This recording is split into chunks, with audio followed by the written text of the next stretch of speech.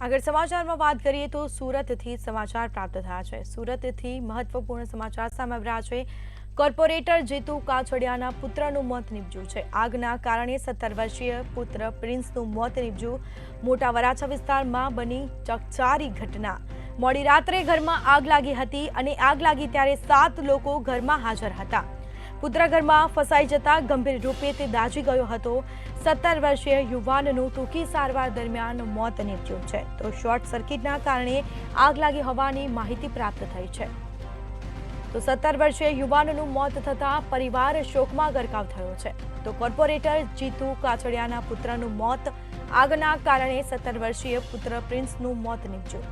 તો પુત્રના મોતથી પરિવાર શોકમાં ગરકાવ થયો છે।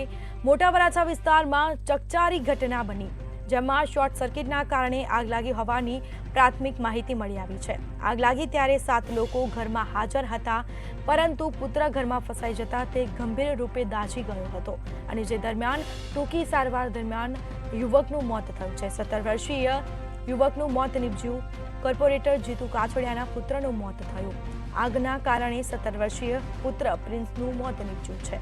તો સમાચાર સુરતથી પ્રાપ્ત થયા છે। કોર્પોરેટર જીતુ કાછડિયાના પુત્રનું મોત થયું। પુત્રના મોતથી પરિવાર શોકમાં ગરકાવ થયો છે।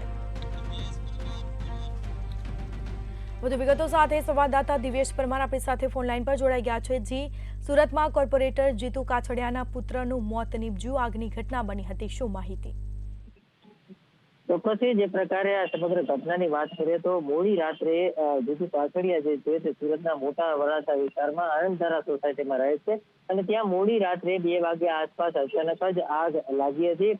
શોર્ટ સર્કિટના કારણે લાગેલી આગ જોતજોતામાં આખા ઘરને ફરી વળી હતી અને તેના જ કારણે ખૂબ જ ભીષણ આગ લાગી હતી। તો પરિવારના જે સભ્યો છે તે પરિવારના સભ્યો અગાસી પરથી કૂદી અને બીજી સાઈડ જતા રહ્યા હતા, પરંતુ આ જે 17 વર્ષીય જે પુત્ર છે તેનો તે પુત્ર ઘરમાં જ ફસાઈ ગયો હતો અને ઘરમાં ફસાઈ જતા આ પ્રિન્સ છે તે ગંભીર રીતે દાઝી ગયો હતો। તો તાત્કાલિક જ ફાયર વિભાગને જાણ કરવા હતા, ફાયર વિભાગ પણ ઘટના સ્થળે પહોંચી હતી, પરંતુ ત્યાં સુધી આ સમગ્ર ઘટના દોહરાઈ હતી તે દરમિયાન આ પ્રિન્સ છે તે ગંભીર રીતે દાઝી ગયો હતો અને તેના જ કારણે તાત્કાલિક તેને હોસ્પિટલ ખસેડવામાં આવ્યો હતો। તો ગંભીર રીતે દાઝી ગયેલા પ્રિન્સનું ટૂંકી સારવાર દરમિયાન મોત થઈ હતી। ઘટનાને પગલે પરિવાર શોકમાં ગરકાવ થઈ ગયું છે। મહત્વનું કહી શકાય કે જે પ્રકારે કોર્પોરેટર જીતુ કાછડિયા છે તેનો આ પુત્ર છે તે 17 વર્ષનો હતો અને સાયન્સમાં અભ્યાસ કરતો હતો અને કહી શકાય કે આશાસ્પદ જે યુવાન છે તે ગુમાવ્યો છે અને પરિવારને પણ દુઃખ છે, પરંતુ જે પ્રકારે આગ લાગી હતી તે શોર્ટ સર્કિટના કારણે લાગી હોવાનું પ્રાથમિક અનુમાન સેવવામાં આવી રહ્યું છે।